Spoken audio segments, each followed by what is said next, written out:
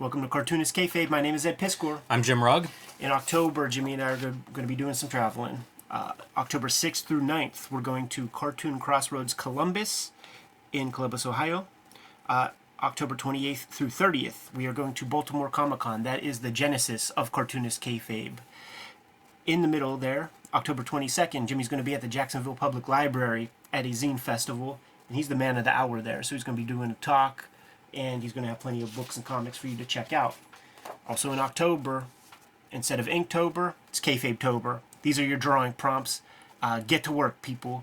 And when you do so, make sure you tag us, hashtag us on Instagram, and you could @ us on Twitter, and we'll be able to retweet and signal boost your profile. Let's see. The comics, the show is brought to you by the comic books that we make. And me and Jimmy have some stuff out there in the wild that you should be aware of. Hulk Grand Design, Monster and Madness, these issues that Jim put together are out there on the stands right now today. But they will also be compiled into a luscious, beautiful Treasury Edition Hulk Grand Design with beautiful fluorescent green cover. Going to be around the Christmas season, so make sure you get your hands on that. Street Angel Deadliest Girl Alive has received a reprint, so if you didn't get this comic the first time round, you have no excuse now. Collects all of Jim's Image Comics Street Angel work. Red Room Trigger Warnings is going to be out within the next couple of weeks as of this recording. Murder on the Dark Web for Fun and Profit. There are 2 Red Room trades. Each of these volumes has nothing but self-contained stories, so grab any of these that you see out there in the wild, and we appreciate your patronage. Now, Jimmy, let's take a look at the Drawn and Quarterly first issue of Optic Nerve. Off the bat, the design jumps out with this very tasteful 30 to 40% French gray, parallel line gimmick happening there. Nice red logo. Make that logo pop at the top. Eric Larson would probably approve of that. Yes. Tomine had been doing mini comics called Optic Nerve that were carried in Tower Records. Yes.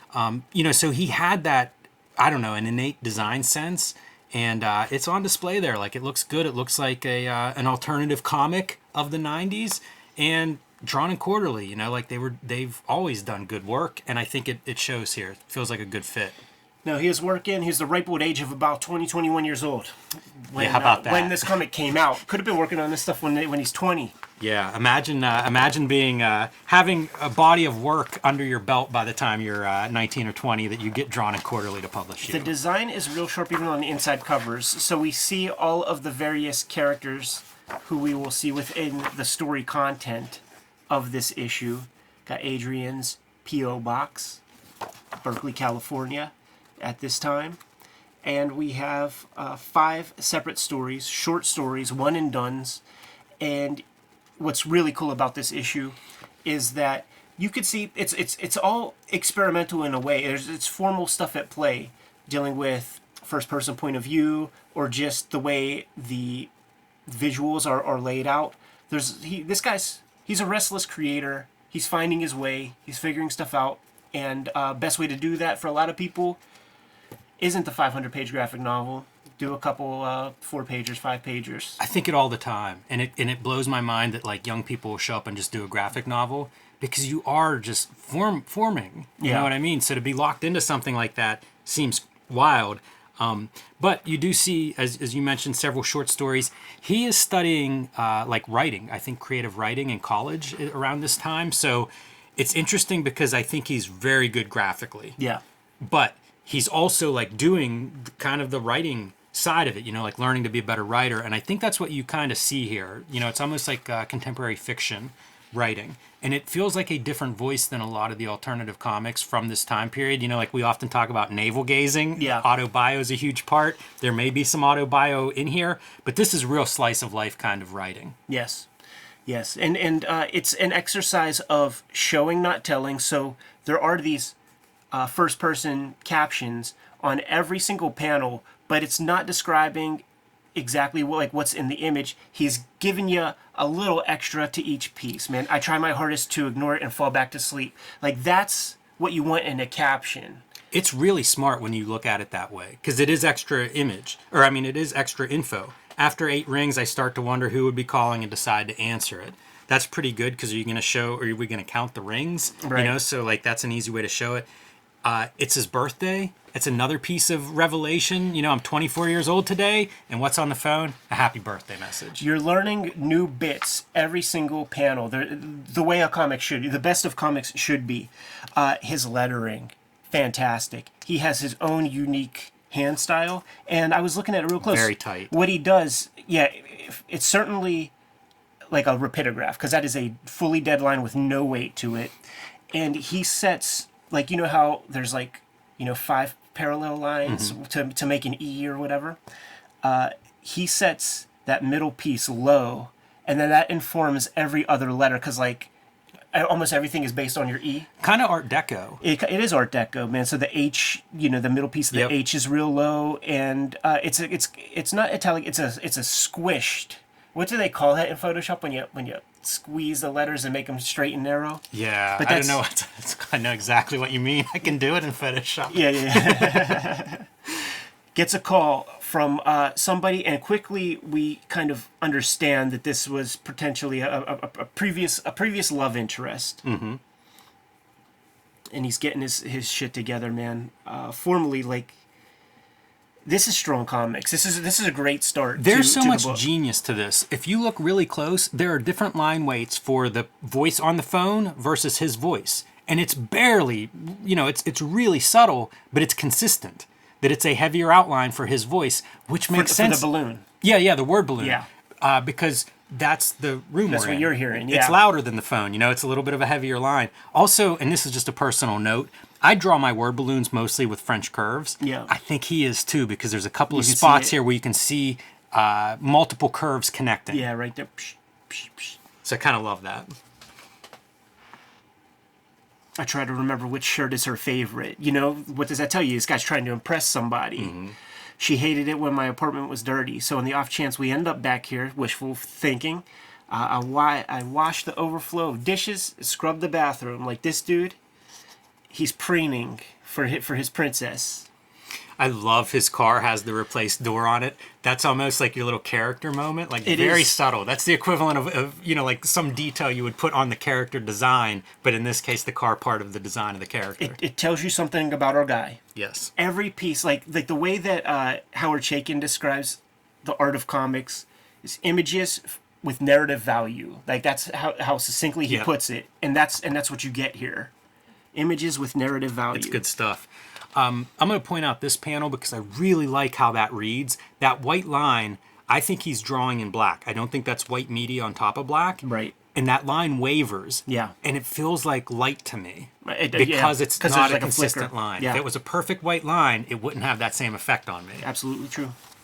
And I also note that because this is still a very young cartoonist, and hopefully if you're watching this at home and you're familiar with his work, you've followed him through a lot of development. Like his comics, I think all the ones I have look good, but they do look different styles over time. And we should say, we do have a shoot interview with Adrian Tomine on the Cartoonist Kayfabe YouTube channel, so dig through the shoot interview playlist, you're going to find it. And here's the meetup with clearly an ex-girlfriend. Your hair's gotten long, so what does that tell you, man? Passage of time. Right. What a cartoonist, man. Such a smart kid. It is. And also, like, great dialogue. Again, read the comics that are coming out in 95 around this thing. You take it for granted whenever you read this and it makes sense and it feels natural. This is not what people were writing in comics. This is... Go read Venom. And there's a complete arc here. Like, it begins very formalistic in terms of the relationship of the characters. Kind of going through the motions, doing all the basic stuff that one does when hanging out with a friend. But then it'll go south, it's 90s independent comics, so we're going to take it to that place. Believable diner setting. Yeah, some nice stuff with black and white. He's always chalking up the time. It creates maybe an urgency, or also let you know that they are spending some time together. We sit down for dinner, they don't tell you the time for that, but by 2:30, so you guys are having a night. And that could be a positive sign. If you're having that good of time with somebody spending that much time and things are flying by. Yeah, and I pay attention to like the panels where they're talking about whether they're in a relationship, and it's a lot of single panels. Right. You know, they're not together in those panels. Got some stage left characters to kind of add a little more context to the relationship, man. She says something like, I can't believe you guys are still together and everything. Like, maybe alluding to like some sort of public breakup, or, you know, like it adds more to the... It adds time. Yeah. It elongates how long these two have had some history together. Hernandez brothers kind of flannel pattern. Absolutely. Gotta love that. I really like the drawing of her face there. I was looking at it, trying to figure out, like, what is it I'm responding to? One, I like the line around the lips. Feels like a brush line. It's a little bit organic. But also the way the eyes are drawn and the, like the irises around the pupils. I like it. It Jimmy, feels very good. You do it. Like, well, they're maybe that's why. Yeah. Check out the two faces, right? Here are two women with blonde hair, and yet all the pieces are drawn differently. The nose is different. The pupils and the eyes are different. The lips are different. Like, it's great. It really points out like what you have control over as a cartoonist. Like, you can create these characters that are... I'm not confusing either of those characters with each other, and yet it's two blonde, young blonde women, but very distinct. So about to go their separate ways around 4 a.m. And Jimmy, man, you ready for things to go south? It had to happen. Gives a little happy birthday hug at the end, and you know, like, if this was a real life, she's giving him that pity pat on the back. All right, buddy, good game. Like that. But he's misreading it because he's probably like a comics fan or something. And he's going in. She's like, what the fuck are you doing, motherfucker? And he's like, sorry. And then it all opens. The floodgates open, and she's like, wow. Great panels, no faces in these two panels once things do take their turn. And he's just basically withering in front of us, man, getting smaller and smaller. It really feels like night in that panel. And she, being a nice person, wanted to wish him a happy birthday, knew that he's kind of an introverted, shy dude. But before we see her for the final time, she apologizes that she even called him. You're not ready. You're not ready because this dude is breaking down. Like, why can't we be together? I love you. All this. I miss you so much. And he's done. He's impotent. He's going to need some blue chews for the next foreseeable future. And this is a little... It does feel navel-gazy. Yeah. You know, I have no idea if there's any autobio involved in this story at all. Yeah. But it does have that sense of, like, all right, now we're back to it. You know, a young man doing this comic. Like, okay, I feel that point of view. Right. The captions. He's becoming such a good writer. Like, he's so conscious of he does not want to show and tell, and he's giving you so much more information than just the image. Can't stress that enough, because for a lot of the comics we looked at this week, you just don't get that. You know, it's the best of comics when it's not this way. Beautiful image. Yes. Great lighting. You know, some of this stuff, I think you're looking at a really young cartoonist figuring things out, but there are a lot of moments where it's like, I mean, this is great. Yes. You could put that in his latest comic and it'd be like, that's a great illustration. Yeah, you know, he gets razzed a bunch for the Dan Clowes comparisons, but in the material in this issue, feels like there might be some Mazzucchelli rubber blanket energy. Dude, what an influence Mazzucchelli was on a huge group of a generation of cartoonists. I think really studied that rubber blanket and, like, you know, maybe was confused at first. When I picked up Rubber Blanket after being a fan of Mazzucchelli's, it's like, what is this? Yeah. And then that's the stuff I stuck with and kind of really tried to understand. And I think that stuff had a profound impact on a generation. Yeah. But you're right about the Clowes stuff. When I first started reading alternative comics, I think it was around issue 4 of Optic Nerve. Mm-hmm. And there were message boards, and Tomine would get so much crap about being a Clowes ripoff. Yeah. And I'm sure it's people that are jealous of, like, he's in his early 20s, has a popular book and a distinct voice. They do comics also, and we do not know their names, and we do not hear of them. They're the revolving door of these, like, you know, small press. They'll never get higher than that level. But I say all that because I'm like you, I don't see a lot of Clowes in this. Right. And especially the voice feels really different than the stuff I was reading. Because, I mean, I was a big 8-Ball fan too, so I'm reading that stuff and looking at it. This feels pretty distinct. Yeah. A Lichtenstein approach to the crunch right there, man. Our boy gets that fender bender. And we have this good old boy popping out. I don't know about you. I get the sense that this guy, maybe he's joyriding. He doesn't want the cops being called whatsoever. Yeah. Yeah, it's a funny exchange, and this feels like something observed. This truck ain't exactly mine, if you know what I'm saying. I'm not concerned about the damage, so if it's cool with you, I'm going to split. Right. Does call on his cellular phone for a tow truck first, which is pretty good of him. Well, he's calling. We don't know if this phone's even like. That's true. He's off. Like this guy's We don't see the tow truck comes. correct, and the truck absolutely has damage. So this guy needs to get the hell out of there. And I like to think, see, this is one of those open-ended things where you put your own energy to it. I think this guy got punked out. This dude escaped any kind of insurance issues or having the cops called on him with whatever he has in that truck. And I imagine this guy, he's waiting for that tow truck to come till lunchtime. Oh man, that's a tough night. But he's at fault. He rear-ended the guy. He is, yeah. So, I have no problem with that other dude leaving. Nice opening salvo, man. What a story, though. Like, think of this again in terms of the comics, and especially in 1995. This is this dude's birthday, and it's a shitty day. Yeah. It's a nice piece of fiction. Mm-hmm. Echo Avenue, man. Let's get voyeuristic. Let's do that, and also let's break up. We were doing 9-panel grids. Now let's do a 12-panel grid. Yes. Keep mixing around. This is an issue 1. Again, young cartoonist. Let's experiment. And you know what I don't see here? Don't see any of the captions. Yes. You know what I mean? So this is all going to be told through dialogue and images. Now this little cityscape, I could start to think Clousy in there a little bit. So we're going voyeuristic. Our couple. We also have a loving couple. Yeah, they get along These pretty guys good. get along. They're cool. And there's an open window across the way. And our couple's enjoying the sights rather than, giving them their privacy, which I think anybody would do, by the way. Yes. This is not the only comic I've seen that deals with this, Yeah. nor movies I've seen that deal with this. This is a popular theme. The same approach, shut the light out and let's watch. This is better than a TV show. Yes, absolutely. This panel's awesome, man. It is not, the blinds are not down. This is casting light from inside that room, and that's a silhouette. Yeah, that's really good. And you just get little bits of information.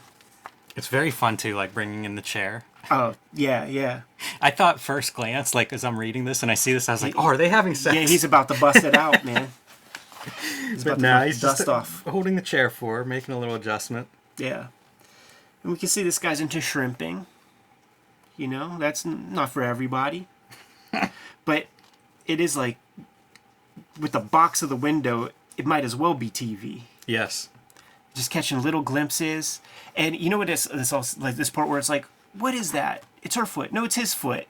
It makes me think of like 1990s scrambled Cinemax porno and shit like that. Like, oh man, there's a nipple. Oh, it's a dude's nipple. Dude, this whole thing could be read that way now that you're doing it. It's shaking. Hold that antenna. Yeah. Going to get the girl a drink. Or no, she's getting a drink. Hooking him up. I feel like there's some symbolism here, man, with the release of the fluids into the goblets. Very European film flavor there. Yeah. And off screen, we interrupt her, and you see her attention go from the drink to looking back. Like she's having a good time laughing about this, and why not? It's a pretty light evening so far. And off camera, we have our guy go, oh shit. Yes. Which brings her running back into the room with a what did I miss? Nothing. They just turned the lights out. Really? He's like, stay away from the window. With emphasis. A second time. Don't look. And you're left to wonder. Yeah, it's amazing. Like he gets, again, little detail where our lettering steps up. I told you to stay away from the window. It's really cool, right? Like he's building these moments. Things are happening on and off panel. There's some stuff that's left for the reader's imagination, right? Like this guy witnessed something that shook him up. Yeah. Pretty fun little exercise here in 5 pages. Yes. And once again, leaving it open to your own interpretation. So like with both of these strips, one of the things that he's allowing for is a little bit of reader participation. He's not going to spell it all out for you. This composition reminds me of Dan Clowes. Yeah. Yeah, for sure. By the way, I bet Black Nylon was out Yeah, probably. at this time. All right, we got a quickie here. 2-pager, long distance. Yeah, this is a once long distance relationship, and her boyfriend wants her to talk dirty to him. So each of these strips, dude, you could figure out the modern day version, like in certain ways. Like there's certain modern day things, like the cell phone in the first thing was we called them car phones back then, right? Like that's updated. Everybody has one of those. The voyeurism of this. Maybe think of like Cinemax porno and that kind of stuff.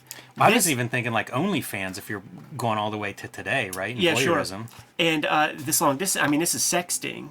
This is like internet, like we have a long distance relationship. Send me a picture of your titties, kind of thing. Oh no, you know what I mean?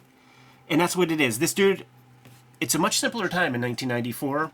This guy just wants her to talk all raw and shit, so he could spank off. You know, she's in Cali, he's in New York, 3-month bid. And he's putting on that pressure. Like, I really thought you wanted to make this work, implying that, like, if you don't do this, perhaps I need to find my release somewhere else.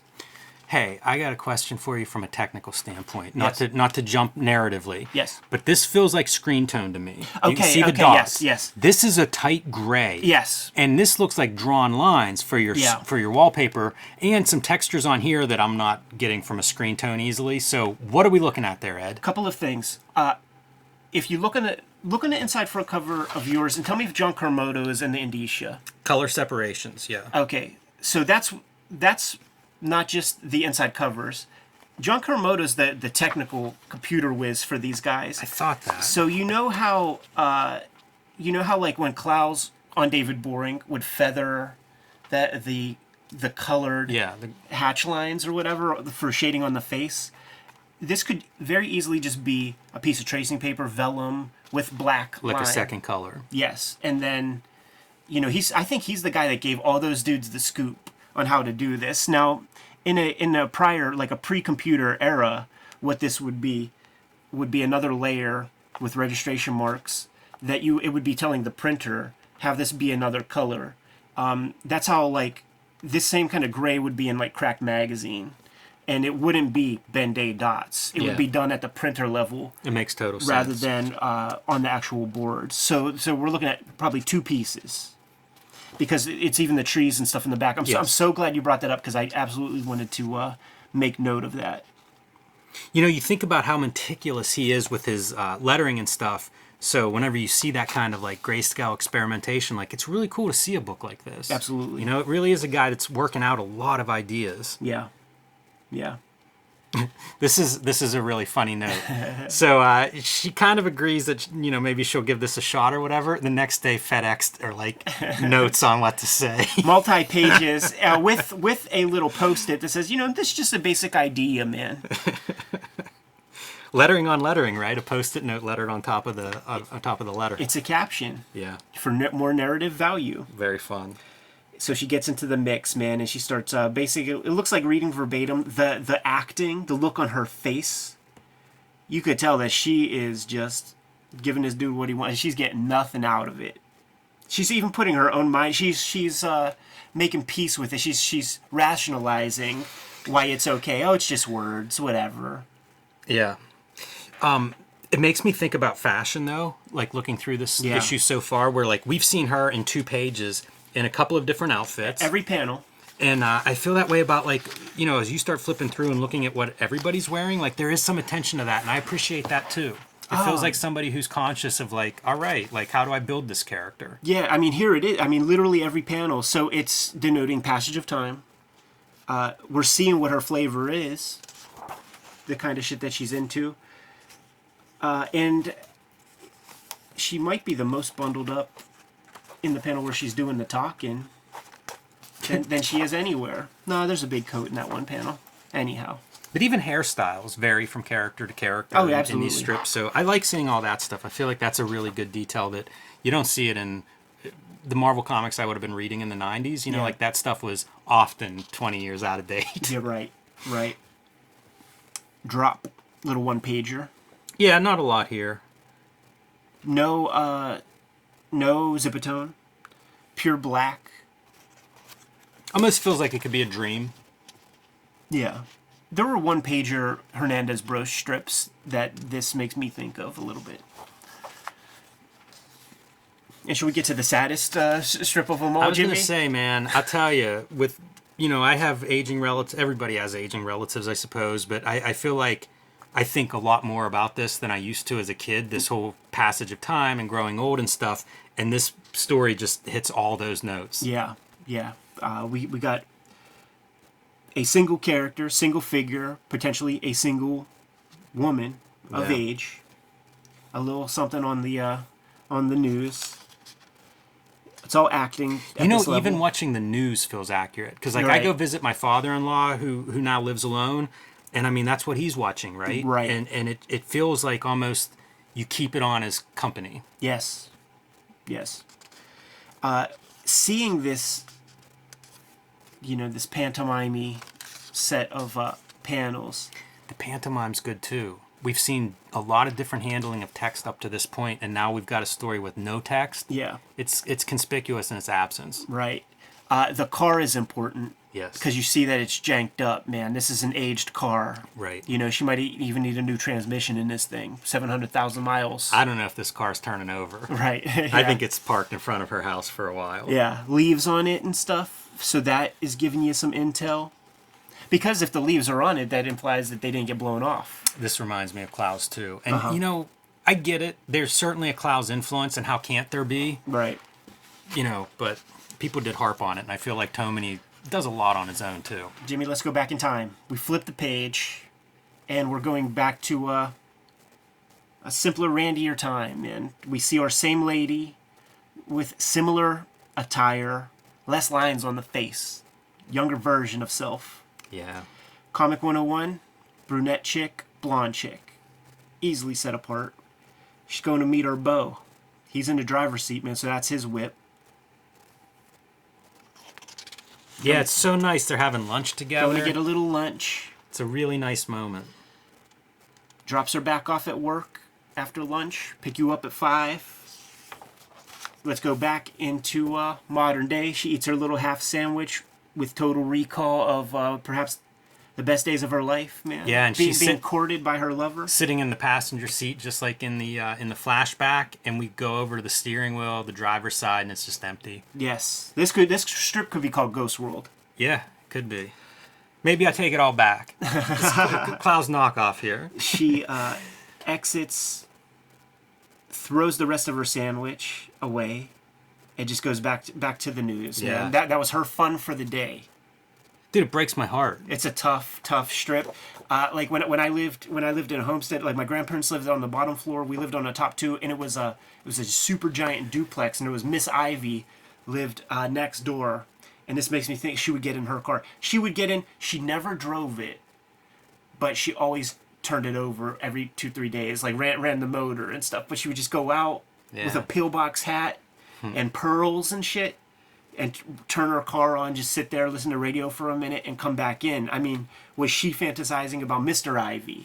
The wild part with this, that's a great story. Yeah. Like, that really fits in here, too. Yeah. Like, it almost makes me think you could do this story based on observation of that.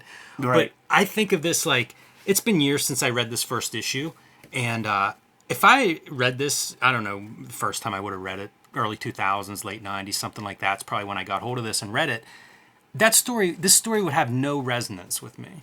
I know. And I read it now, and it is like I could have been crying whenever I read this story. Yeah. Now, it really hits, and it's so interesting to me. Like, that's good fiction to me. Yeah. Like, it's going to speak to different people at different points in their life, and I'm happy to encounter this again now and have this experience because in my mind, what a story. Yeah. And what a story for like a 20 or 21-year-old creator to come up with. A lot of emotional maturity.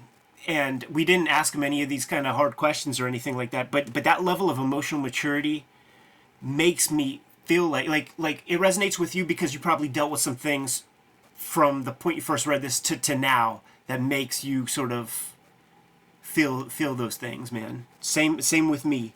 But maybe Tomine had some interactions in his day where this rings true. Yeah, and no doubt about it. You read his body of work, you're going to see somebody who's clearly observing humanity. Yeah. And mature, as you describe. And you're right. It could be something personal that he experienced or whatever. It could just be somebody who's really in touch and really observing people around him. Yes. It makes for a heck of a story, and I'm glad to have this experience with it where it does feel like if I don't reread this story I never think about it again in my life. Right. And having reread it, it's like now I will think about it. And I love that. That's what I want out of comics, and it's very rare. Even some of the good stuff that we read, a lot of it is just, it's escapist. Yeah. This I found to be really thoughtful. Absolutely, man. And it excites me to get back into some more of his work for the future. Absolutely. And I love that this issue as its own standalone piece, you see a lot of experimentation in terms of like how are you using text in this story. Yes. And that last story, man, the absence of text, wow. It's the culmination. Talk about creating a lonely atmosphere. So good. Good comics, man. And are you good to go, Jimmy? Yes. Kayfabers, like, follow, subscribe to the YouTube channel, hit the bell. We'll notify you when new vids are available. I'm just thinking about these comics that we're going to be promoting this.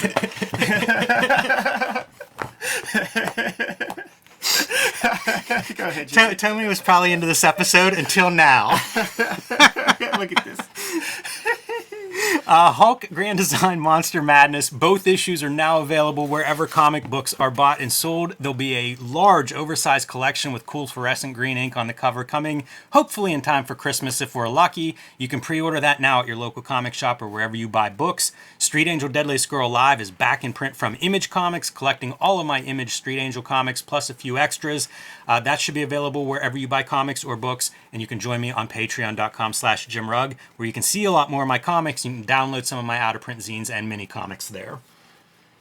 This is really Blues Hammer and Ghost Vault, where we have the guy, and now we're fucking doing our thing. Red Room Trigger Warnings is going to be out within the next couple of weeks. Murder on the Dark Web for Fun and Profit is the name of the game. It has none of the emotional maturity that we were talking about when looking at Optic Nerve, but you know what? You'll like it anyway. These comics are singular comics, one and done. So if you see any of these trades, scoop it up. You don't have to read it in any particular order. I think the newer book is my best work, and that is only until the next book comes out, man. So give it a shot if you haven't given Red Room a shot at this point. It's banned in some comic shops. It's banned in some countries. So hit up my link tree in the description below this video so you can order current and future Red Room comics. Also, at that link tree is a link to my Patreon. For $3, you get access to all of this material online, and I'm serializing the next round of Red Room right now as we speak, every Tuesday, putting a couple of new pages out there. $3. Can't beat that with a baseball bat. Over 300 pages worth of stuff. What else do we have out there, Jimmy? Subscribe to the Cartoonist Kayfabe e-newsletter at the links below this video. You can also find Cartoonist Kayfabe t-shirts and merchandise at the links below this video. Another great way to support the Cartoonist Kayfabe channel. Given those marching orders, Jimmy, we'll be on our way. Read more comics.